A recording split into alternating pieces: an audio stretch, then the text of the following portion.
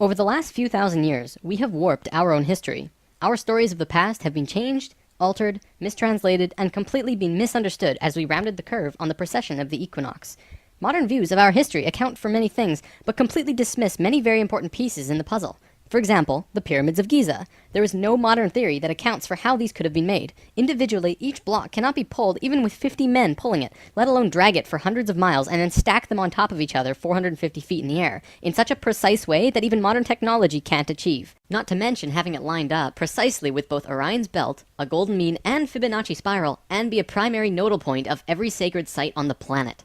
And that's just one example. Our history is not what we think. Many things that we've been led to believe to be true simply is not. This has got to be the biggest.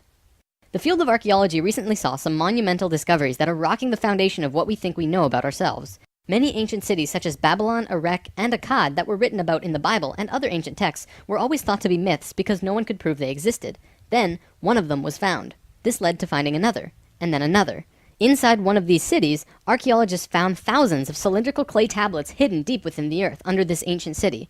The tablets were completely covered in text, written in cuneiform, and tell an ancient story that spans back over hundreds of thousands of years on this planet, describing the history of the earth and the origins of the human race in great detail. Now, the first thing we all want to do is just say that they were making things up. They didn't know the history of Earth, and they were simply creating tales to explain where they came from. However, if this was true, how can we explain how they knew so many things about the universe that would seem impossible to know? Not only did the Dogons know all about the distant planets in the solar system, but so did the Sumerians. They described them all in great detail in these Sumerian records. They also knew about the precession of the equinox. That's a tough one for a historian to understand, because it takes over 2,000 years of continuous observation to actually learn that the Earth has a wobble. The Sumerians had this information from day one of their civilization.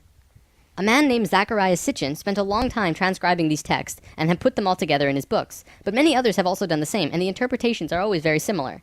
Not only that, but Thoth has also shared information about this with us, and his account matches the Sumerian records. Adamus and other channelings discuss it as well. If you see all of these records and sources, there is a huge connection between the stories. Now, this story spans back hundreds of thousands of years into our past. It talks about Tiamat and Nibiru, the Nephilim, seeding the human race, Adam and Eve, and the children of Lemuria. This portion of the story is really interesting, but not the most crucial to know. We're not going to be covering this at this time. We are, however, going to be picking up the story at the end of Lemuria, and discussing the events of Atlantis up to present day. What I'm going to tell you is a mix of what these records say, along with what Thoth has told us for some finer details.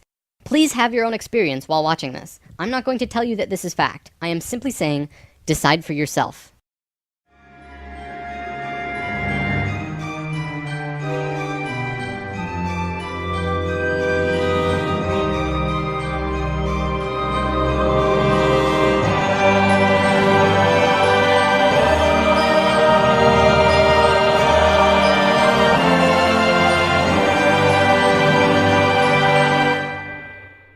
There was a time, long ago, when humans existed at a very high level of consciousness. We were interdimensional and were very psychic. We communicated through thought and emotion, much like how animals do rather than speaking or writing, which would seem very primitive. We lived primarily on a large string of islands called Lemuria, but there was a consciousness shift. We moved up in consciousness, and the islands of Lemuria sank beneath the oceans.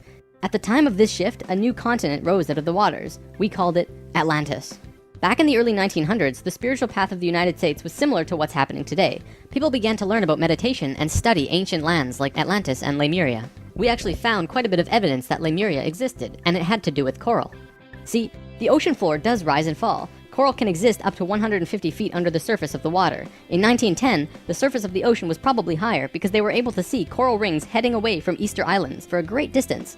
These rings were estimated to be found at 1,800 feet, which means that for them to have existed, they would have had to be much higher and sunk slowly. Probably more important, they also found the exact same fauna and flora from the Hawaiian Islands all the way to the Easter Islands. This is a great distance, but if you look at a map, you'll see a long string. That string, according to Thoth, used to run along the western shores of Lemuria. It is only on these islands that have the same flora and fauna. Same trees, bugs, bacteria, everything. Science can only explain this if there were closer land bridges between these islands at one point. Although we were studying this at that time, World War I began soon after, and we lost interest in spirituality and the ancient lands for a very long time. After the sinking of Lemuria and the rising of Atlantis, at first the human race became scattered. We moved to various islands and continents all over the world because we didn't have a home. Yet, we didn't know where to go. At that time, there were about 1,000 humans at a very high consciousness, more than all of the rest. They were called the Nacals. Today, we know them as Ascended Masters. The Nacals began preparing Atlantis to be our new home. They projected their energies across the surface of the continent in the form of the Tree of Life, not with 10 circles, but with 12, an extra on top on the island of Udal, and an extra on the bottom in the water. There were 10 components on the mainland, and even though it extended over hundreds of miles on the surface, it was projected to the accuracy of a single atom. We chose to move to Atlantis because of the Kundalini. In humans, the Kundalini is often referred to as the energy serpent that runs up and down your spine. When activated, it provides an immense amount of energy through all of the chakras. The Earth itself also has a Kundalini because the Earth is alive, like an organism, running from the center of the planet to a specific place on the surface. Wherever the Kundalini resides, the people there become the spiritual leaders of the world. The Earth chose Atlantis to be the new energetic center of the planet. After Atlantis, the Kundalini moved to the mountains of Tibet, which is why the Buddhists were the leaders in pure spirituality for the last 13,000 years. It was a very pure place. It moved again within the last 10 years, but that's a story for another time. If you want to read more, check out the book The Serpent of Light by Drunvalo Melchizedek. Suddenly, in a single day, the Nacals breathed life into the Tree of Life on the surface of Atlantis. This created vortexes of energy rotating out of each and every circle. Once the vortexes were established, the children of Lemuria began to be called forth. Millions upon millions of Lemurians who had settled all across the planet began to be pulled toward Atlantis. A great migration began. However, the Lemurian body of consciousness had only reached the age of 12 as a planetary consciousness. Because we were right-brained, we were a female species, like a 12-year-old girl. And some of our centers weren't working yet. They had worked with these energies, but only mastered 8 of the 10. Each migrating Lemurian was attracted to one of these 8 centers on Atlantis, depending on the nature of the individual. There, they settled and began to build cities. That left 2 vortexes with nobody using them, not a single person. These 2 vortexes were pulling life toward them, and in life, you can't have an empty place. Life will find a way to fill it.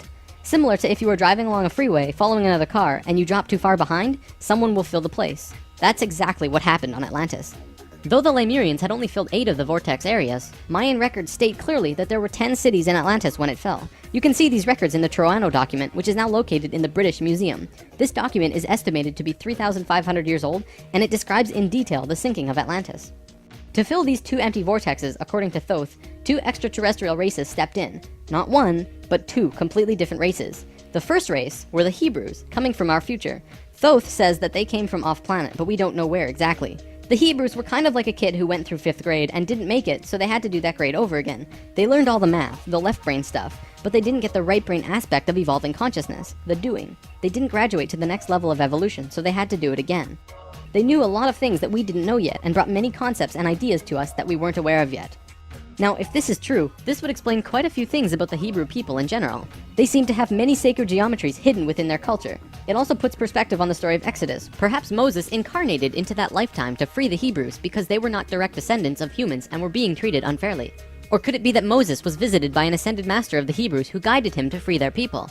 Given what we know about dimensions and consciousness, it definitely puts a fresh perspective on old stories that didn't make much sense. We could talk about this more, but let's continue for now.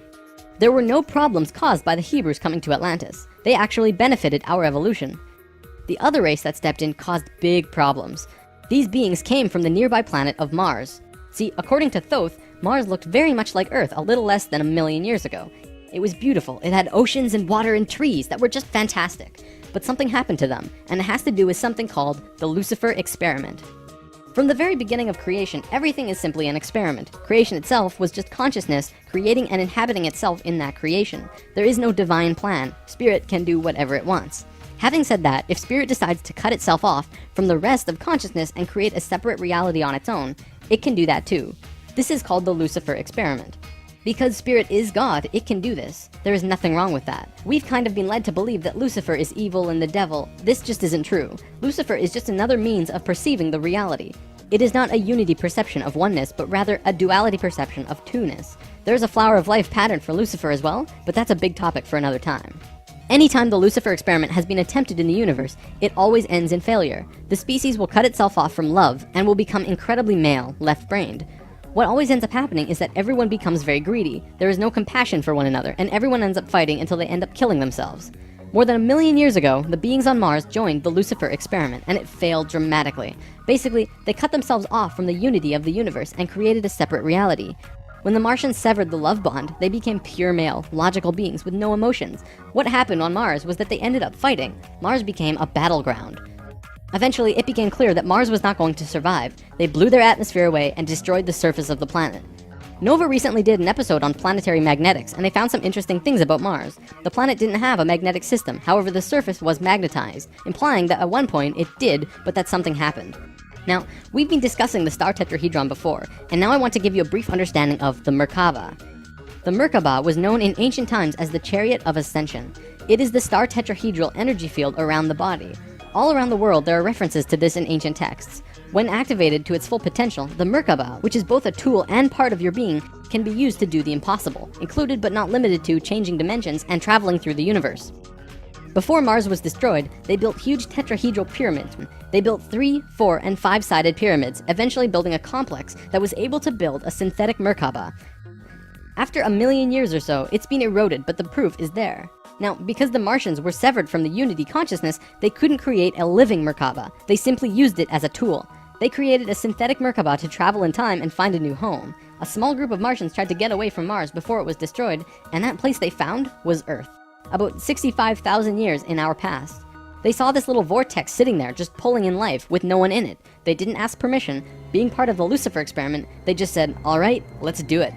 And they stepped onto that vortex, and in doing so, they joined and changed our evolutionary path. Thoth's father, Thome, was one of the Nacals who set up Atlantis on the island of Udal. That island, the top of the Tree of Life, was the brain of Atlantis, and on it was a small city called Poseidon. This city is what Plato was discussing when he said that Poseidon bore 10 children, the 10 circles on the Tree of Life. Poseidon was made of 3 rings painted in black, red, and white stones, and it was the symbol for Atlantis. The inner circle represented the Nacals, the middle circle were the priesthood, called the Maya, and the outer circle represented the regular people of Atlantis. We'll come back to this down the road. There were only a few thousand Martians who came to Earth through the synthetic Merkaba. The first thing they did when they arrived in Atlantis was try to take over the continent. They tried to declare war and invade. However, they were vulnerable due to their small numbers, compared to the millions of Atlanteans, and we finally subdued them. We were able to stop them from conquering us, but we could not send them back. When this happened on our evolutionary path, we now had the planetary consciousness of a 14-year-old girl. The Martians were an incredibly male species, and also very old, so what you had was a 14-year-old girl being taken over by a 60 or 70-year-old man. We had no choice in the matter. The Martians just stepped in and said, like it or not, we're here. They didn't care what we thought or felt about it. Really, it was no different from what the settlers of North America did to the Native Americans. Once the initial conflict was over, it was agreed that the Martians would try and understand this female thing they lacked.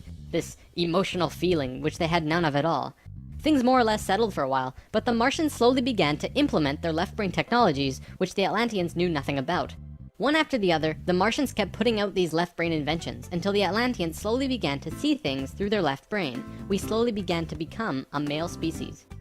The Martians gained control, bit by bit, until eventually they had all of the power, as was their intention. The animosity between Atlanteans and the Martians never subsided, not even till the end of Atlantis. They hated each other. The Atlanteans were shoved down and treated like inferiors. It was like a marriage that the female component didn't like, but the male component didn't really care if she liked it or not. It remained this way for a very long time, until about 26,000 years ago, when the next phase slowly began. Before we continue, we have to talk about polar shifts. See, in the 1930s, Edgar Cayce was channeling information for a geologist when he stopped and he said, "There's something you should know. In the near future, the Earth's poles are going to shift." Cayce was a brilliant man with a very strong connection to higher dimensions, where he communicated with other beings for the human race.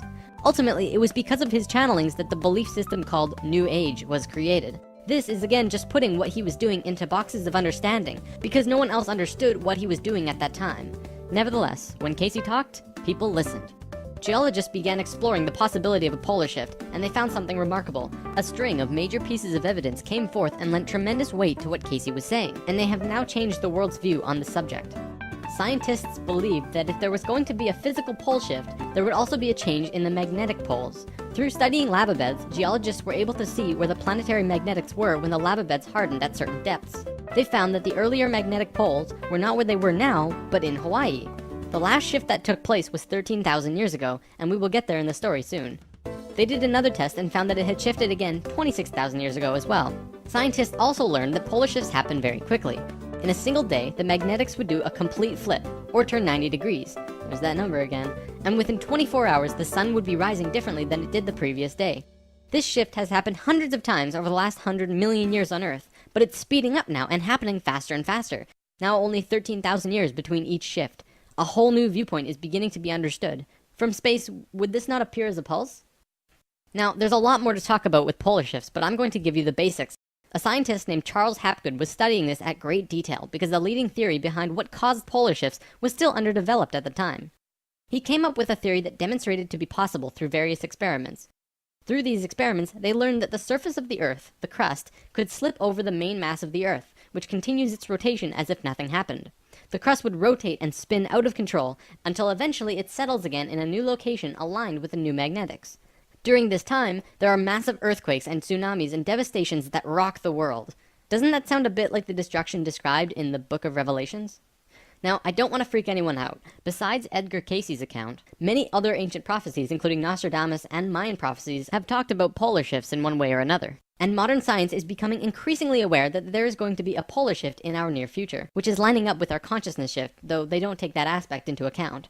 It's funny actually, a while back, NOVA did 2 reports on polar shifts, and both times NASA shut them down. Then recently, NOVA released a new video called Earth's Magnetic Storm. That video shows all of the evidence for pole shifts without actually using the words pole shift. It's almost as if a specific company doesn't want us knowing about this and the evidence that's been brought forth. Polar shifts are directly related to the magnetics of the planet as well. Planetary magnetics are supposed to look like this, but the reality is much different. Our magnetics have been weakening over the last 500 years or so, and today, they look a little more like this. It was the magnetics becoming more and more warped that's causing many of the problems we've seen in the last 20 years. Birds follow the magnetics of the planet to migrate, and they've been ending up in places they shouldn't be. Whales were continually beaching themselves in the 90s because they followed these magnetics, which led them to land where there should have been water. As for humans, you know how on the night of the full moon there are more rapes, murders, and violent crimes than any other night of the lunar cycle? Well, the moon affects the magnetics of the Earth, slightly. But the magnetics are so warped right now, it's affecting how we think and act as a planet. Our collapse of social structure is related to the geomagnetics of the Earth. Or perhaps it's the other way around. There's one other thing that we need to discuss about polar shifts. They always line up with a consciousness shift. They are interrelated. Thoth lived on Atlantis for a very long time, and he told us that he saw the Earth shift 5 times, watching the sun rise in the east, and then the west, then the east, then the west. This is how to explain why during a consciousness shift at the end of Lemuria, it sank beneath the oceans and Atlantis rose. If the crust was spinning randomly around the planet, many geological events such as continents rising and falling would take place. Now that we have an understanding of polar shifts, we can continue with this drama on Atlantis. 26,000 years ago, we were exactly where we were today on the precession of the equinox. We had gone through our falling asleep phase, and we were about to begin waking up. It was at this point that there was a small consciousness shift. We actually went down in consciousness, not up. A piece of Atlantis about the size of Rhode Island sank into the ocean. This caused a tremendous amount of fear within the Atlanteans, because they thought they were going to lose the whole continent, like what happened with Lemuria. Because of the consciousness shift, one of the bigger things they lost was their connection to the future. They couldn't foresee big events such as the potential sinking of their home. After about 200 years, this fear began to subside. Now, in both the Bible and the Sumerian records, the accounts of Adam, Eve, and all of their children were recorded to have exceptionally long lifespans, like 900 years or so. So 200 years for us back then is like 20 years for us today. We'll explain how we got there soon. Things kinda settled for a while, and then between 13,000 and 16,000 years ago, a comet approached the Earth. Because we were living at a high consciousness across all dimensions, the Atlanteans became aware of it before it hit. A great conflict occurred in Atlantis. The Martians, who were in the minority even though they were in control, wanted to blow it out of the sky with their laser technology. However, the Nacals had learned of the comet's true nature, and the Atlanteans protested. They said that the comet was in divine order. They had to allow it to take place naturally. Let it hit the Earth. That's what's supposed to happen. The Martians fought the Atlanteans, but in the end they gave in. The Martians agreed to let it hit the Earth. When the time arrived, it came screaming into the atmosphere, plunging into the Atlantic Ocean just off to the western shores of Atlantis, near where Charleston, South Carolina is now, only that was at the bottom of the ocean at the time. The remnants of the comet are now scattered across 4 states, and science has definitely determined that it hit at least 12,000 years ago, if not more. They're still finding pieces today. Although the main portion struck near Charleston, a few fragments actually hit the main body of Atlantis, crashing into an area right where the Martians were living, killing a huge portion of their population. They were pissed. They said, "It's all over, we're divorcing you, and we're gonna do whatever we want. You can do what you want, but we will never listen to you again." We know this whole bit. We've seen it in divorced families throughout the world. And the children? Well, look at our modern world today. We are the children. You can guess what the Martians did next. Their primary interface with the reality was control, and when their anger rose to meet their desire for control, they decided to take over the Earth. They began to once again create a complex like the one they built on Mars long ago to try and create another synthetic Merkaba. If they had succeeded, they would have gained control over everything on the planet. The only thing was, around 50,000 Earth years had passed since they had built a Merkaba, and they didn't quite remember how to do it. But they thought they did. The Martians built the buildings in Atlantis. They set up the whole experiment, threw the switch, and lost control. The destruction was immense. In this reality, you can hardly make a greater error than to create an out-of-control Merkaba. The experiment began to rip open the dimensional levels, not the higher ones, but the lower ones. To give an analogy, if you took a knife and slit open your stomach, the stomach acids would seep into other parts of the body that it's not supposed to be in. That's like ripping open the dimensions. The Martians almost destroyed the Earth. The environmental disaster we are experiencing today is nothing in comparison, though today's disasters are a direct result of these events. Because of this tear in the dimensional levels, a huge number of lower dimensional spirits and beings were thrown out of their comfort zone and into these higher levels. They were forced into a world that they did not know or understand. To survive, they needed bodies and began automatically entering into the bodies of people. For every human body, there were hundreds of lower dimensional spirits inhabiting them. These beings were Earthlings like us, but very different, not coming from this dimension. It was a catastrophe, probably the biggest the Earth has ever seen. The reason the Nacals were special wasn't just because of their incredibly high consciousness, making them like guides of Atlantis. They also had achieved what today we call immortality. Let's just say they figured out a way to keep their body healthy and young for as long as they chose, and could choose to pass on whenever they desired it. When reincarnating, they do not suffer the great memory loss that we do when we incarnate. They did it through their expanded consciousness and tantric interdimensional sex meditations. This is how Thoth was a priest king of Atlantis for thousands of years and stayed on Earth until 15 years ago when he gave all of his memories and understanding about sacred geometry to a man named Drunvalo Melchizedek. The Merkaba is formed out of 3 star tetrahedrons overlaid on top of each other. 2 of them are counter-rotating and the third is stationary. When the Merkaba is formed with the unity consciousness, it is formed internally with love. When it is formed externally through the Lucifer experiment, it does not have that love and can become unstable very quickly.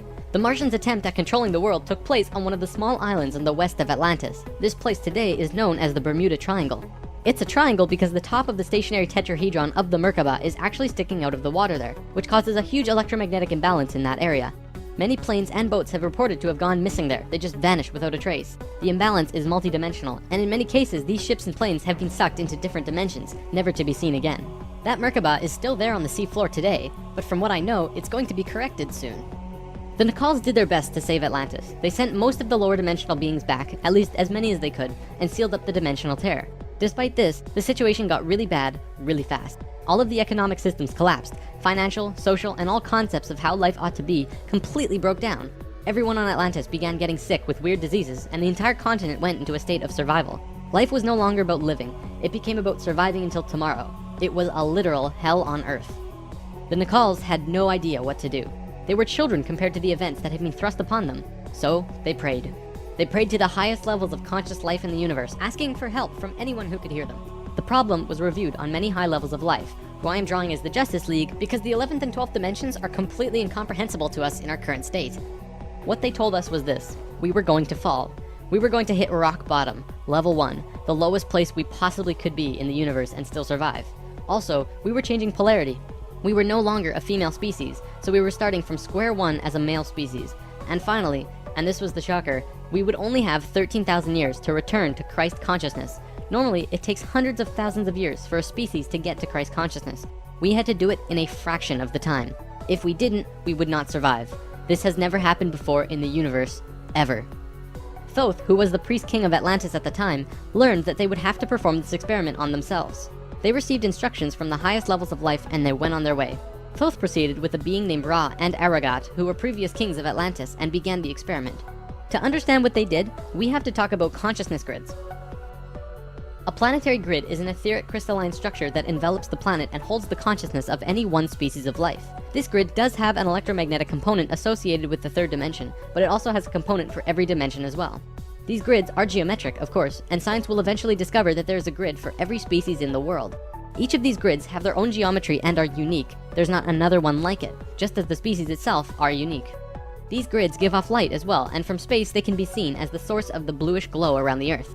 What Thoth and friends had to do was create a synthetic Christ consciousness grid, allowing humans to ascend to Christ consciousness in a very short time. But first, let's talk about the science behind the grid. Perhaps you've heard of the 100th monkey experiment. Over a span of 30 years, scientists were researching a species of monkey called Macaca fuscata on an island in Japan. They were providing the monkeys with sweet potatoes by dropping them in the sand. The monkeys liked sweet potatoes, but they didn't like the sand and dirt so much. A few monkey children figured out that they could wash their sweet potatoes, and some of them taught the technique to their parents. Only a few of the adult monkeys did this though. This went on for some time until one day the monkeys who actually knew the technique hit critical mass. And bingo, the technique started spreading faster than it did before. Monkeys started learning it really easily across all of the Japanese islands nearby as well as on the mainland. They knew that there had to be something that wasn't yet understood about how a species is connected to itself. So what did we do? We tried it on humans. A research team made a picture out of human faces. About 100 faces hidden within a single picture, but at first glance, you could only see about 6 or 7. They did several surveys with a few hundred people in Australia and said, alright, find the faces. Most people could only pick out 6, 7, 8, 9 or so, not many more.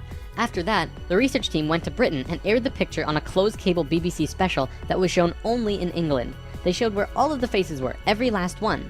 Half of the research team, which stayed in Australia, did the experiment again with new subjects. And lo and behold, people were just naturally able to see more faces.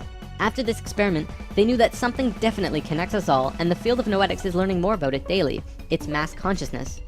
In lesson 11, I showed you the 3 levels of consciousness. Each of these levels have their own consciousness grids around the planet, and our second level grid is based on squares and triangles. Many governments of the world, especially the Russian and US governments, were studying our grids back in the 60s and probably earlier. When mapping out the grid on the planet, you find little military bases on many of the nodal points of the grid. There are tons of these bases way out in the middle of nowhere, like on little islands like Guam. This couldn't be a coincidence that these government powers placed their bases right where the little spirals came out of the grid. They were trying to take control of the grid, because if you control consciousness, you control what we think and feel. Of course, there was another organization that had its hand in both of these governments, and still do, and we will discuss them soon enough. This grid is visible through astral projection as well. 13,000 years ago, it began. Thoth, Ra, and Aragat were to create a global complex that was able to build a synthetic Christ consciousness grid over a 13,000 year time period. The first thing they did was to fly to a place which is now called the Giza Plateau, but back then it was known as the land of Chem. It was also a rainforest back then as well, not desert like it is today. First, they created a grid around the planet 4th dimensionally, and then began to construct it in the physical 3rd dimension. They went to the male energetic axis of the Earth and constructed a complex which today is called the Solar Cross. These men were 6th dimensional beings at that time and were living at a very high level of consciousness, so whatever they thought happened instantly. It was that simple. According to Thoth, he built the Great Pyramid, not the Egyptian king Cheops. Thoth says that it was built 200 years prior to the pole shift and built very quickly. These pyramids were aligned precisely with both Fibonacci and golden mean spirals emanating from out of the solar cross. Interestingly enough, Edgar Cayce also channeled that the pyramids were constructed in this time. The pyramids were also found to be built from the top down. The stones on top were placed first, which has baffled researchers ever since. Every time more is learned about the pyramids, we move further into dark on understanding how they were formed. If what Thoth says is true, well, that explains everything. From there, Thoth and friends constructed an entire network of temples and structures along this grid 4th dimensionally, placing them on nodes on the new synthetic Christ consciousness grid they were creating. All of them were made with Fibonacci or golden mean spirals, and all of them were mathematically referred back to the solar cross in Egypt through the Great Pyramid. The creation of all of the sacred sites on the planet were no accident. It was a single consciousness that created them all, from Machu Picchu to Stonehenge to Zaghuan, you name it. There are a few exceptions, but most were created by a single awareness as part of a unity consciousness grid. Although the Great Pyramid was done all at once, many of these ancient structures of the world were made 4th dimensionally and slowly dropped in frequency until they manifested on the 3rd dimension over a long period of time. Richard Hoagland's research brings this forward, but he wasn't the first either. They showed how one sacred site is extrapolated from another to another to another. A hot topic of discussion right now are ley lines. These are simply geometric relations between sacred sites. Archaeologists are now finding these huge connections between major spiritual sites in the globe, and now we know why they're connected. These sites had to be built physically so that the Christ consciousness grid could manifest. In a way, think of the physical sites as the wiring of a giant wireless electrical system, and then it needs about 13,000 years of continuous energy flow for it to actually turn on. And just so that you're not left in suspense, yes, the grid was completed. It came to life and is now active, though not really used. Congratulations, Earth! We actually survived. Not only has Thoth told us this in person, but he's also written it down in the Emerald Tablets. These tablets were left in the Great Pyramid thousands of years ago. There are 12 tablets in total, formed from a substance created through alchemical transmutation. They are imperishable, resistant to all elements and corrosion. Their atomic structure is fixed in place, and no change can ever take place. In that respect, they violate the material laws of ionization. These tablets share a great wisdom, and you can read them at over 100 different levels of consciousness, and you will always understand them differently. If you're interested in this stuff, you should definitely consider reading them. As you can probably tell, Thoth plays a pretty large role in what happened. Most of this information comes from him. Thoth also provided most of this information about the flower of life and its geometric relationship to consciousness with us. And this stuff is tied intimately to the geometry of the universe. Considering the quality and quantity of information that he has shared, it makes you really start considering that this next part can be true. The Great Pyramid has a legendary missing capstone. According to the Emerald Tablets, deep under the Great Pyramid there's a room called the Hall of Records. This room was not built by Thoth and long predates the Atlantean civilization. Within the Hall of Records is the capstone of the pyramid, which is 5.5 inches high, solid gold, and completely holographic image of the Great Pyramid. It has all of the little rooms and everything. However, this leaves us with a 24 square foot piece of the Great Pyramid that's missing. If what Thoth says is true, that missing piece actually belongs to a very special airship that exists on Earth. And the way to the airship is through the Sphinx. The Sphinx, according to Thoth, is not 12,000 years old, but dates back over 5.5 million years on Earth. Deep under the Sphinx, about 1 mile down, is a round room with a flat floor and flat ceiling. Inside this room is the oldest synthetic object on Earth. The object is about 2 city blocks in size. It's round like a disc and has a flat bottom and top. It is also only about 3 atoms thick, except for a pattern on the top and bottom which looks like this. This pattern is 5 atoms thick.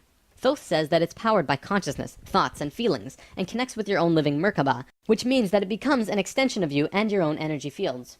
The ship is also intimately connected with the spirit of the Earth, and is the protector for the whole planet. Thoth built the pyramid the way he did to fit with the ship. When on top of the Great Pyramid, it creates this image from above. The disc ship has a circumference equal to the perimeter of the Great Pyramid. As we discussed in Lesson 11, whenever that ratio appears, life occurs. This ship can only be used by the purest of souls.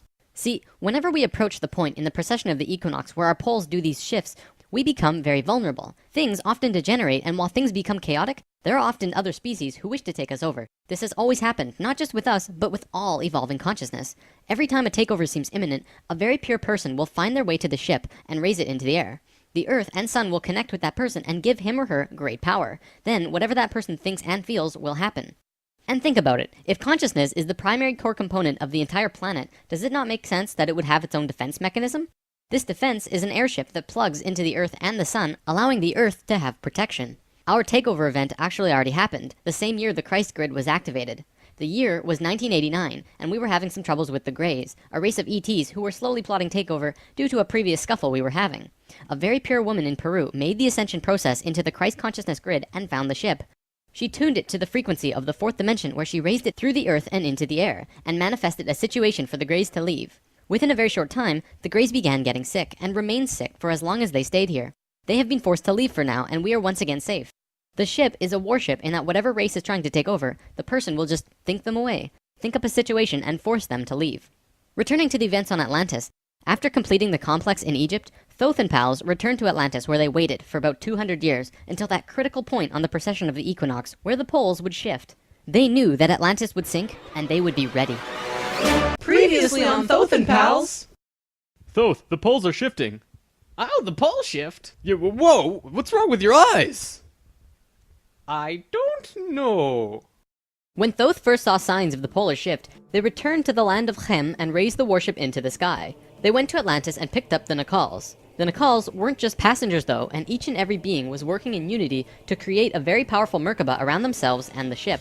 They returned to the Great Pyramid and landed the ship on top, forming the phi ratio with the pyramid. And then, it happened. The poles began to shift, and human consciousness began to plummet. Simultaneously, the electromagnetic and magnetic fields of the Earth collapsed, and all life on the planet went into the Great Void, the 3.5 days of absolute blackness described by many ancient cultures in the world.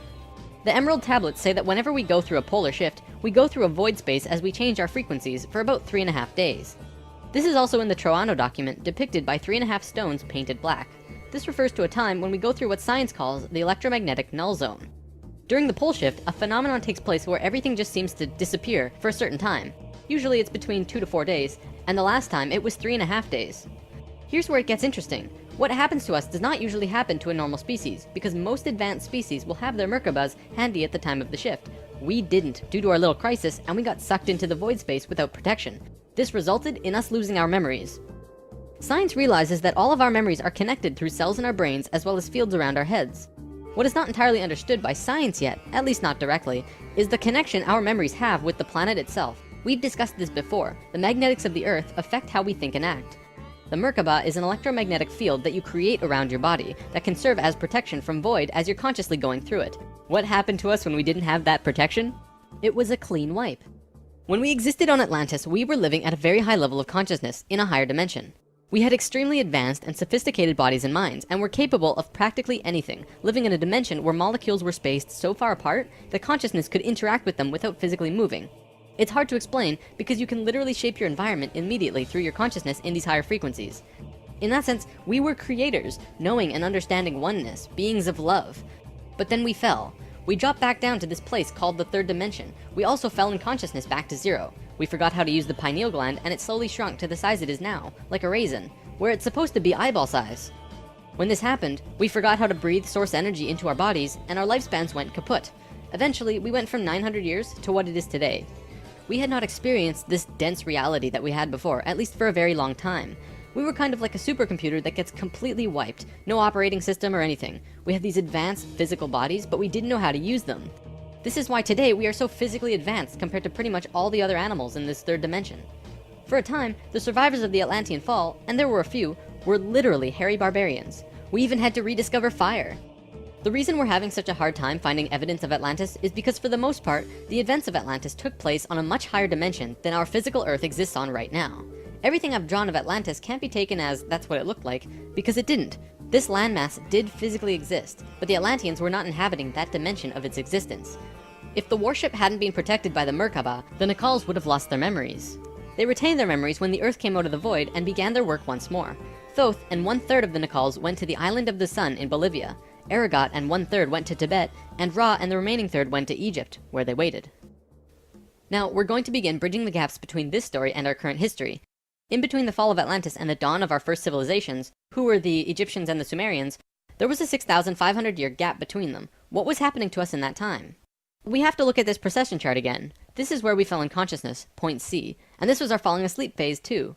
Thoth, Ra, and the Ascended Masters were waiting until point D. They had to wait for humans to just evolve themselves over a 6,500-year time period until they were advanced enough to actually receive this new information that they were going to provide. Sometime in here was when the flood of Noah occurred. Because of the pole shift, the Earth went through an ice age. This is scientific fact. When the ice melted, it would have caused massive flooding. DNA is the physical manifestation of who you are. It is your soul's physical aspect. What we are seeing in DNA is changes in the codons. There's 64 possible codons in DNA, and humans only have about 22 or so. What we're finding is that there are 6 more codons being activated within these children, and they are choosing 2 of the 6. These kids are what we call indigo and crystal children, and probably the super psychics as well. Now, this is a chromosome. Basically, what this is lots and lots of DNA wrapped into this weird H-like shape. This is located in every cell and is part of your body of consciousness. What Thoth tells us is that every level of consciousness seen here not only has its own consciousness grid, but its chromosome change as well. The second level, where we are now, has 44 and 2 chromosomes. To any scientist, this is basic biology. The first level, however, has 42 and 2, and this third level has 46 and 2. The fourth and fifth have 48 and 2 and 50 and 2 respectively. The primary physically visible difference between these DNA in all life is height. The first level has an average height of 4 to 6 feet tall. The second level, us, has an average height of 5 to 7 feet. Third are about 10 to 16 feet, which we are about to translate to. Fourth is 30 to 35 feet, and the last is 50 to 60. You may remember a being named Metatron, the Hebrew archangel who is the perfection of what humanity is to become. He was 55 feet tall, that guy. The last 2 heights are far in the distant future for us, though. This is a place in Egypt today called Abu Simbel. The first thing you notice is that these statues are huge, but with the information about the DNA, this paints a different picture. These beings would be in the 60-foot range if they were to stand. They were at the 5th level of consciousness. These beings on a different wall are 35 feet tall, 4th level of consciousness. Here are some 3rd levels as well. Archaeologists saw this and thought that it meant that the man was just much more important than the woman, when in actuality, the kings of Egypt had 5 different names, one for every level of consciousness. Some of the kings were even able to translate into different dimensions, and that's how they guided the population with the power of the gods.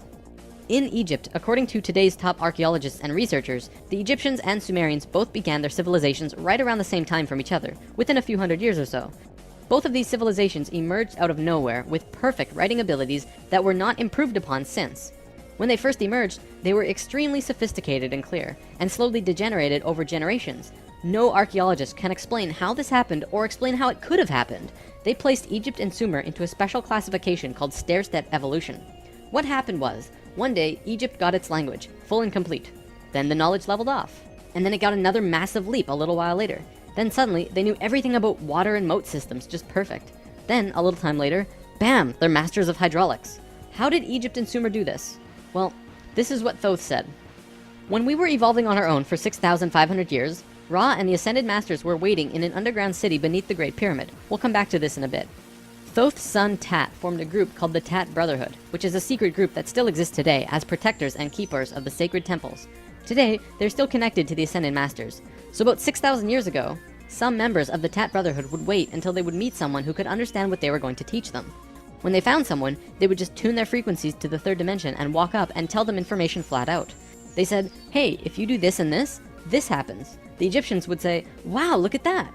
Then they would go underground, wait another little while, and repeat the process.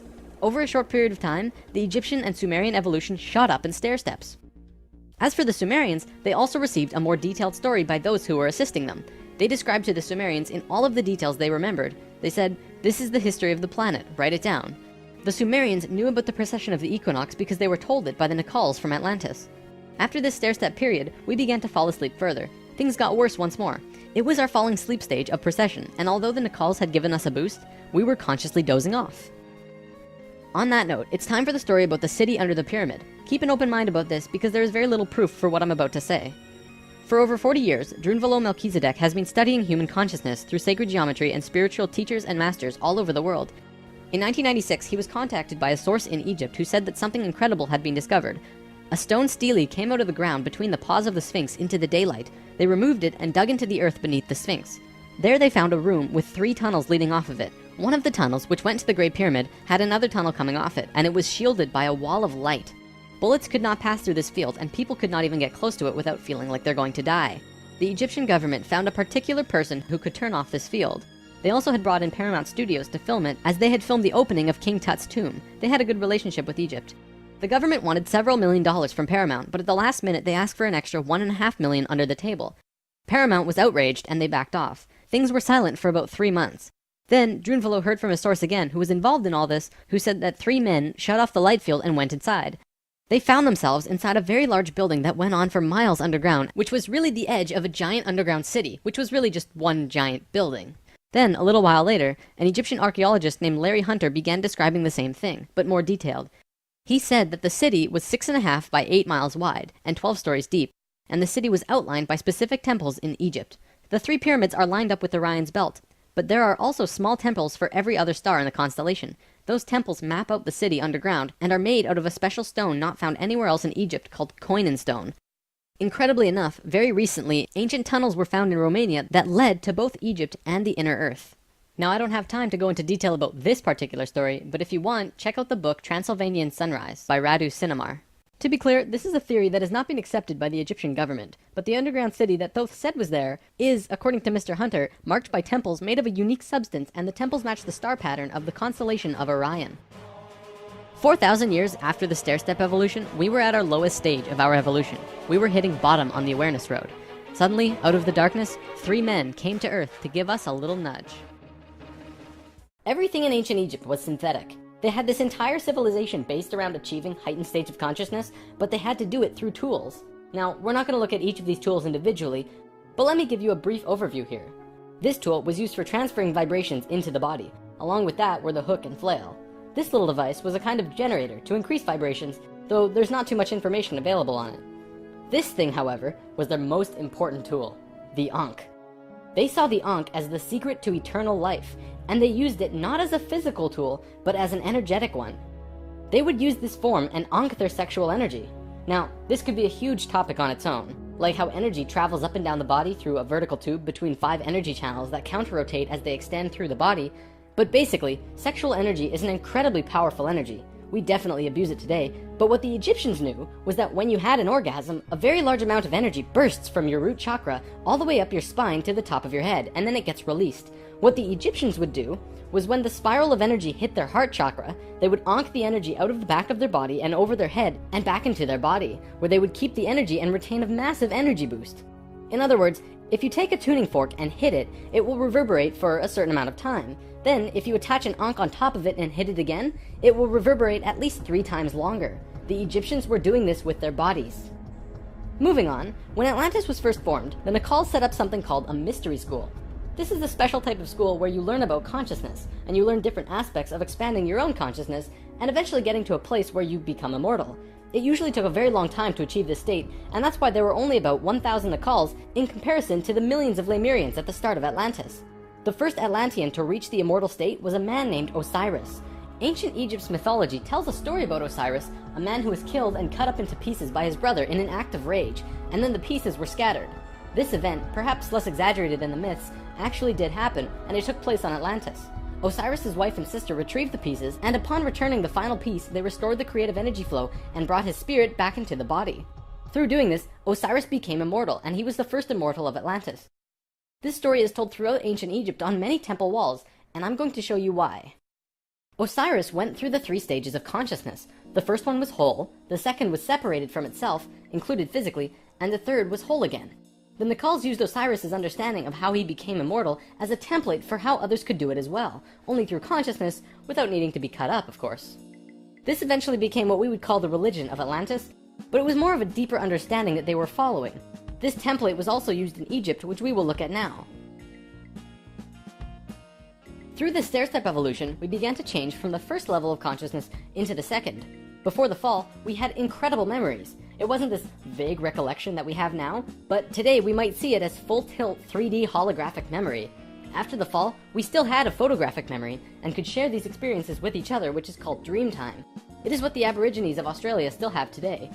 Through the introduction of writing, however, we began to change from the first level of consciousness into the second. We lost our incredible memories, and became very separate from each other and ourselves. Thoth was the one who introduced writing, and if you look at ancient Egyptian culture, it even says, Thoth brought writing to us, as well as many other things. Now that we were in the second level, over time, things began to change, and a very serious problem developed, which if it hadn't been solved, it would have caused a major catastrophe in our own near future. Basically, in Egypt, the Ascended Masters had used Osiris's genetic coding of changing chromosomes to show others the path of ascension. They developed a system of 42 and 2 gods, with a lowercase g. They were actually called Neters. Most will recognize this one. His name was Anubis. There were 42 and 2 Neters who were representative of human chromosomes. Each one of them showed a specific pathway of life or human experience, and people would follow these understandings to learn more about their life or their own reality. The problem developed when both Upper Egypt and Lower Egypt became more separated from themselves, and the meanings of these Neters were lost. Over time, the drawings of these Neters changed, and the meanings changed with them. People had no idea what they meant. Then it got worse, when the Egyptian king Menes merged Upper Egypt and Lower Egypt into a unified country. Menes also merged the belief systems, so now you had 88 gods that people were fighting over to decide who was really God. This was an issue, because now they had people not knowing what to believe, completely lost, separated from their understanding of their own divinity and God. Things became separated further, people fought over which gods were really gods. Today, we look back and say, wow, they thought there were so many gods, when really, this wasn't the case at all. Even with the help from the Tat Brotherhood, we just couldn't get it right. There was one short period of Egyptian culture that most historians don't really understand. As it's written in ancient texts and hieroglyphs, for 17.5 years there was a bizarre new ruler that completely changed how Egypt was run, and his name was Akhenaten. Before him, there were only kings. Akhenaten was the first pharaoh, which meant that which you will become. He was also, believe it or not, 15 to 16 feet tall, at least that's how he was always depicted, and had an elongated skull. Both of these aspects are related to Christ consciousness. Akhenaten abolished all previous understandings of God and tried to instill a one-God understanding in everyone. After 17 years, the majority of Egyptians revolted and Akhenaten was killed, soon to be replaced by someone else, returning to the old system. What actually happened? To correct the problem, Thoth got the help from Ai and Tia, who were the first immortals from Lemuria, and got them to mate interdimensionally to conceive a Christ consciousness being. Thoth said that he worked with the previous kings of Egypt to help achieve this, and Egyptologists find that Akhenaten came completely out of nowhere. It took some time, and there was a transitional period involving Amenhotep III, but soon Akhenaten was on the throne. Akhenaten used his time to bring Egypt back to a simple religion where there was one god, one reality. He used imagery of a sun disk to represent this. The priests in Egypt didn't like that because the religious beliefs were centered on the priests. Then he comes along and says, "You don't need priests. God is within you, and you can access God from within your own selves." Well, they didn't like that. He also pulled the military back and said, "Don't attack unless someone else attacks first." The military didn't like him either. Plus, the people generally didn't like him because they enjoyed worshipping their many gods. Eventually, they disposed of him. After all that, what did Akhenaten do that evidently saved humankind? Well, he developed a mystery school, with the intention of showing a small group of humans a way to ascend into the immortal state. Usually, it took hundreds of years to reach the level of immortality, and Akhenaten had 17 years to produce results. This was a very close call, but he did it. He actually showed 300 individuals the path to immortality in this short time. So after the general population disposed of Akhenaten, these 300 immortals would go beyond Egypt. Thoth wrote in the Emerald Tablets that after ancient Egypt ended, he brought a man named Pythagoras into the Great Pyramid and taught him the geometry of the universe. That man then went on to found Greece, which was originally built upon schools for teaching geometry and the Platonic solids and all of that stuff. Thoth lived a lifetime here as well, where he was known as Hermes Trismegistus. Akhenaten's immortals became a group called the Essene Brotherhood. They first migrated to a place called Masada in Israel. Even today, Masada is known as the capital of the Essene Brotherhood. Now get this. In this brotherhood, there were two people in particular, a man and a woman. You might have heard of them. Mary and Joseph? See, it was part of the Ascended Master's plan that they would bring in a being who would show the pathway to Christ consciousness. He would come to Earth as a second-level being, a regular Joe, and achieve Christ consciousness through the course of his life. Then, the ascension process, the transitional experience from the second to third level, would go into the consciousness grid that was still being formed. He was able to transition because he was originally from these higher levels. That man is known today as Jesus, although his name at that time was Yahshua ben Hur. If Yahshua had not shown up, we would not have had that ascension experience available to us today. None of us would be aware that these higher levels of understanding even existed, and we would destroy ourselves. According to what Thoth said, Mary and Joseph mated interdimensionally. Mary could have been a virgin, physically, but she mated with Joseph in a way that would allow a soul from a higher reality to come down to Earth and have a human experience. Usually, this is impossible to do otherwise. Through Yahshua's work, he came here just like us, a total human being, but he went through these three important stages: final death, resurrection, and ascension, and gave us these experiences so that we could access them down the road. Now, as we all know, the story of Jesus has a missing piece. He was a child, disappeared for some time, and then showed up again when he was 30. In a book called The 18 Absent Years of Jesus Christ, the leading theories about where he went was actually out east to either the Himalayan or Tibetan mountains, where he became an enlightened guru. He brought his teachings back to the world after that. If you remember from part 1, the Kundalini of the planet was residing in Tibet at that time. They were very spiritually adept people living there, and remain so today. Now, on the topic of Christ, there's something else I'd like to bring up: the Lord's Prayer. Today, we know this as the only prayer that Jesus taught, but did you know it's actually a geometric prayer meditation? A man named Bodhi McCoy spent over 20 years working with this prayer and analyzing it with sacred geometry, and has discovered some incredible synchronicities. In his book, Live the Promise, he explains how the original prayer, not the extended version mind you, has 7 segments or thoughts, which align perfectly with the 7 chakras as well as the 7 original branches of yoga. Bodhi teaches how to do this prayer meditation, as well as meditations him and his wife have developed based on the Lord's Prayer, called heart dances. It's really quite incredible to see how it all works with the pure geometries of the universe. If you wish to learn more, check out livethepromise.net.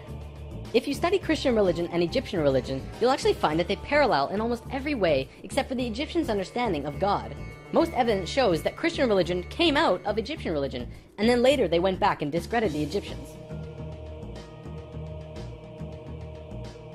Around 300 AD, there was a council called the Council of Nicaea, which was the syndication between the Roman political and religious authorities.